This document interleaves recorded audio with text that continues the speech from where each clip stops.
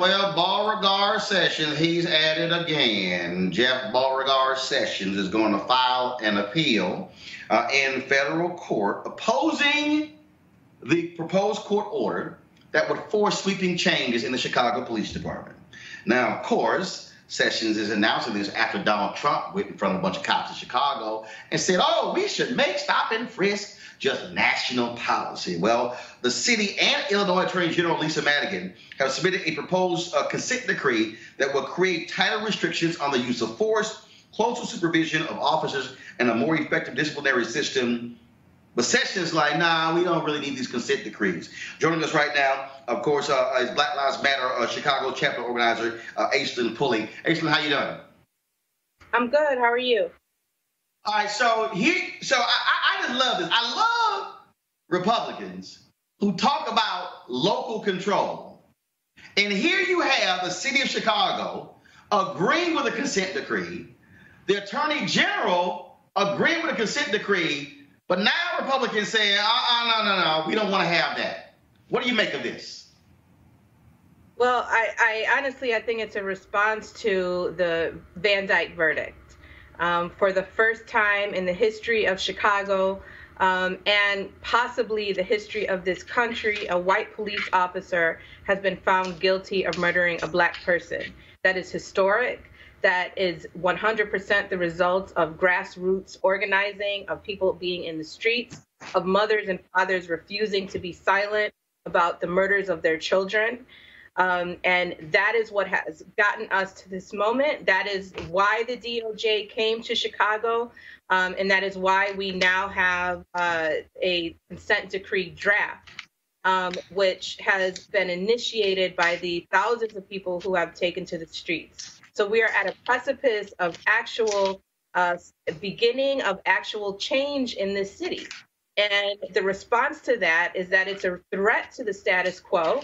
And in order to respond to what could actually be changed to save our lives, Trump, along with Sessions, is preparing to clamp down on the movement here. And he's going to use as any excuse to do that. And right now he's using the consent decree. And again, we saw this in Baltimore where Jeff Sessions also early on opposed the Baltimore consent decree when the city and the police department said, hey, we're good with it. We want it.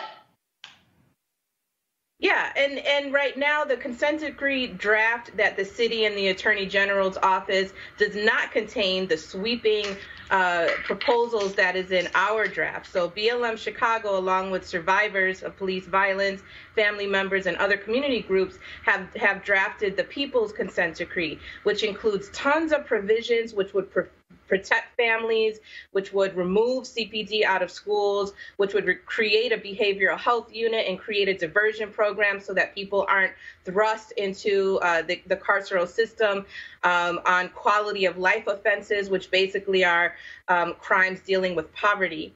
And only about 1% of what we put in our draft of the consent decree is in the city's version. So what they're actually protesting is a modicum of reform.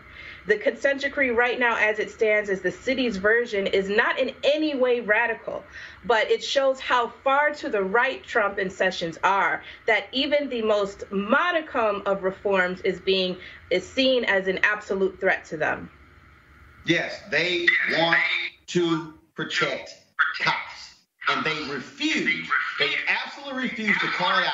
And I can tell you that sitting at that table, I challenged Trump on that in terms of calling these cops out. Yeah, 100%. And what they're really preparing to do is to fight back to reestablish full police impunity. Right now in the city of Chicago, we are challenging that. We are trying to overturn the fact that CPD has run rampant since the 50s. CPD has been torturing and occupying our communities. John Burge just died a week and a half ago. He was the former police commander that tortured over 120 black men from 1970 to 1990 and was never held accountable for that. He just died a week and a half ago.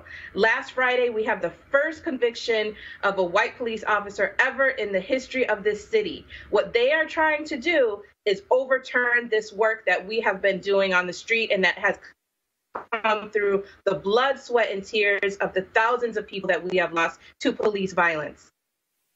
Well, first of all, I certainly hope y'all will continue to put the pressure on them, because that is critically important. Aislinn Pulley, we surely appreciate it. Thank you so very much. Thank you.